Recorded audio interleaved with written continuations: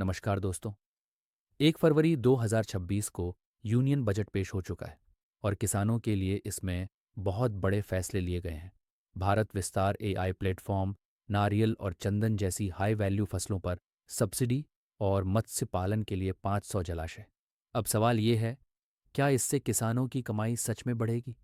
क्या एमएसपी से आगे कुछ नया मिलेगा? इस वीडियो में मैं आपको पूरे बजट का आसान ब्रेकडाउन दूंगा। वीडियो अंत तक ज़रूर देखिए, सब्सक्राइब कीजिए और कमेंट में बताइए कि आपको कौन सा पॉइंट सबसे ज़्यादा अच्छा लगा। चलिए शुरू करते हैं। सबसे बड़ा धमाका, भारत विस्तार एआई प्लेटफॉर्म। ये एक मल्टी लैंग्वेज एआई सिस्टम है जो एग्री स्टैक और आईसीएआर के डेटा से जुड़ा होगा।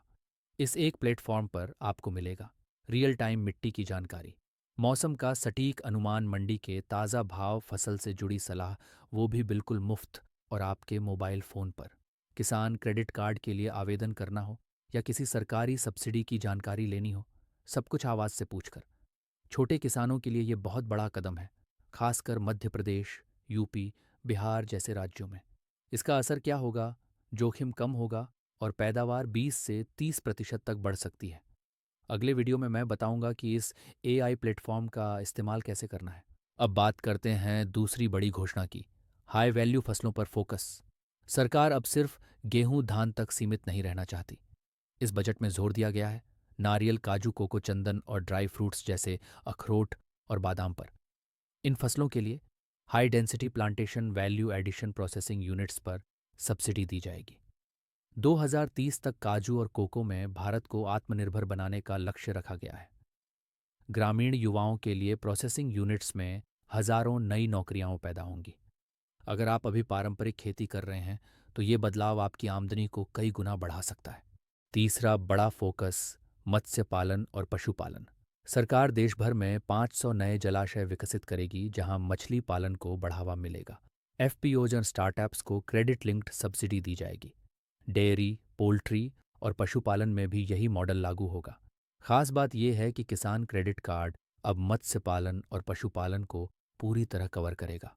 कुल मिलाकर खेती के साथ साथ अलाइड सेक्टर से कमाई बढ़ाने की पूरी तैयारी है। अब जरा सच्चाई की बात करते हैं। फायदे, टेक्नोलॉजी से खेती आसान होगी, फसल में विविधता आएगी, सिर्फ एमएसपी पर निर्भरता कम होगी। चुनौतियां, योजनाओं का जमीन तक पहुंचना, सही जानकारी का अभाव, लागू करने में देरी। दालों और तिलहनों के लिए हजारों करोड़ का बजट रखा गया है ताकि महंगाई पर भी कंट्रोल किया जा सके। ये बजट भारतीय कृषि के लिए मेक या ब्रेक मोमेंट हो सकता है। तो दोस्तों, बजट 2026 किसानों के लिए नई दिशा लेकर आया है। अगर आपको ये जानकारी उपयोगी लगी तो वीडियो को लाइक करें, किसान व्हाट्सएप ग्रुप्स में शेयर करें और चैनल को सब्सक्राइब ज़रूर करें। कमेंट में लिखिए, भारत विस्तार एआई इस्तेमाल करूंगा। अगले वीडियो में भारत विस्तार एआई कैसे इस्तेमाल करें, किसान क्रेडिट कार्ड कैसे अप्लाई करें। बेल आइकन दबाइए